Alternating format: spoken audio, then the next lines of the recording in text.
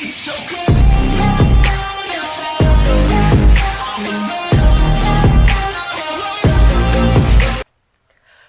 sahabat Bahasa, ketemu lagi dengan saya Aldam Rojab.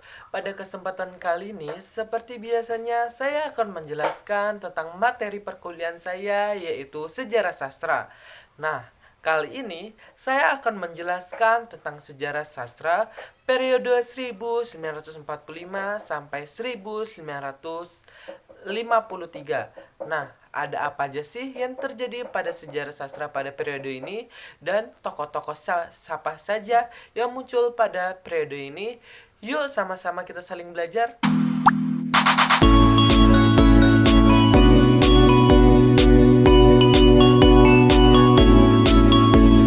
HB Jasin, Sitor Situmorang, Rosian Anwar, Ahoka Hadimaja, dan lain-lain gigih membela Angkatan 45 dan mengatakan bahwa pengarang yaitu muda-muda ini tidak bisa lagi digolongkan kepada Angkatan Pujaga Baru. Pada tahun 1952, HB Jasin mengumumkan esai berjudul Angkatan 45 yang merupakan pembelaan terhadap kelahiran dan hak hidup Angkatan 45. Esai ini kemudian diterbitkan dalam kumpulan karangan Jasin yang berjudul Kesusastraan Indonesia Modern dan Kritik Esai 1945.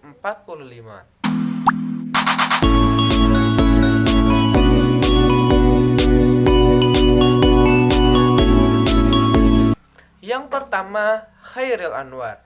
Chairil Anwar dilahirkan di Medan pada tanggal 22 Juli 1922. Sekolahnya hanya sampai MULO, yaitu SMP, dan itu pun tidak tamat. Kemudian ia pindah ke Jakarta. Tetapi karena Chairil Anwar adalah orang yang banyak sekali membaca dan belajar sendiri, sehingga tulisan-tulisannya matang dan padat berisi. Selanjutnya ada Asrul, Sani, dan Rivalpin. Penyair kawan Chairil ini sama-sama mendirikan gelanggang seniman merdeka, ialah Asrul, Sani, dan Rifai Alpin. Ketiga penyair itu biasanya dianggap sebagai trio pembaru puisi Indonesia pelapor Angkatan 45. Selanjutnya ada Idrus yang lahir pada tanggal 21 September 1921, biasanya dianggap orang sebagai salah satu tokoh populer Angkatan 45, tetapi ia sendiri selalu menolak penamaan itu. Selanjutnya ada Akhidat K. Miharja. Meskipun pada zaman revolusi ia sudah menerbitkan dan memimpin majalah di Garut bernama Gelombang Zaman, nama Akhidat tidak pernah disebut-sebut dalam dunia sastra sampai ia muncul dengan romannya yang berjudul Ateis pada tahun 1968. Selanjutnya ada Pramodea Ananta Toer. Pramodea Ananta Toer adalah pengarang yang sudah mulai mengarang sejak zaman Jepang dan pada masa awal revolusi, tetapi baru menarik perhatian dunia sastra Indonesia pada tahun 1409 ketika cerpennya Blora yang ditulisnya dalam penjara diumumkan dan romannya Pembaruan 1950 mendapat hadiah sembara mengarang yang diselenggarakan oleh Balai Pustaka. Selanjutnya ada Mokhtar Lubis. Mokhtar Lubis lebih terkenal sebagai wartawan. Surat kabar yang dipimpinnya Indonesia Raya dilarang terbit pada tahun 1958. Ia sendiri sejak akhir tahun 1956 ditahan dengan tuduhan yang bukan-bukan. Selanjutnya ada Utuy Tantang Sotani. Utuy Tantang Sotani terkenal sebagai pengarang drama. Dalam drama-dramanya tersebut, Utuy sangat mengedepankan individu dan menindakkan norma-norma masyarakat, agama, moral yang ada. Selanjutnya ada Sitor Sitomorang. Kumpulan sajaknya yang pertama berjudul Surat Kertas Hijau dan Orang Asing. Dalam kumpulan ini Sitor kebanyakan mempergunakan soneta dan mengisahkan pengalaman dan petualangan selama di Eropa. Kemudian disusul oleh kumpulan sajaknya yang kedua berjudul Dalam Sajak 1955 dan yang ketiga berjudul Wajah Tak Bernama pada tahun 1956. Selanjutnya ada Auha K. Hadimaja. Pada masa Jepang, ia turun ke Jakarta dan bekerja sebagai penerjemah Sunda di kantor pusat kebudayaan. Sajak-sajaknya yang dimuat dalam majalah Ponjangga Baru sebelum perang banyak menanyakan keindahan alam. Banyak menyanyikan keindahan alam. Selanjutnya ada Muhammad Balfas dan Rusman Sutia Sumarga. Muhammad Balfas lebih terkenal sebagai prosais. Meski ia menulis beberapa buah sajak, cerpennya Anak Revolusi menarik perhatian orang dan diumumkan majalah Gema Suasana pada tahun 1948. Rusman Sutia Sumarga mulai menarik perhatian pada tahun 1946 ketika cerpennya Gadis Bekasi mendapat hadiah dari Balai Pustaka. Selanjutnya ada Trisno Sumarjo. Selain sebagai pengarang, beliau dikenal pula sebagai pelukis. Minatnya terhadap kesenian sudah diperlihatkan pada masa awal revolusi. Di samping itu, ia tekun terus menerjemahkan drama-drama punjangga Inggris. William Shakespeare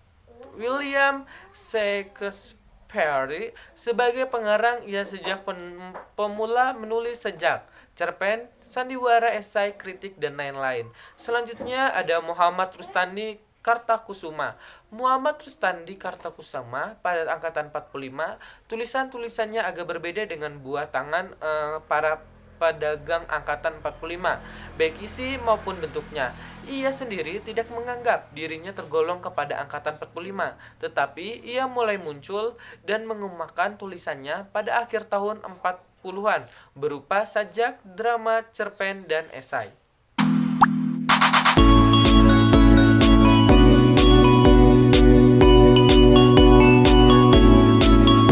Para pengarang wanita tidak banyak jumlahnya. Sekitar tahun 50-an, kita hanya mengenal beberapa pengarang seperti ada Ida Nasution, ada Walujati atau Supangkat, ada S. Rukiah atau Kertapati, ada juga ST Nuraini atau Sani, ada juga Surwasi Jojo Pustipo.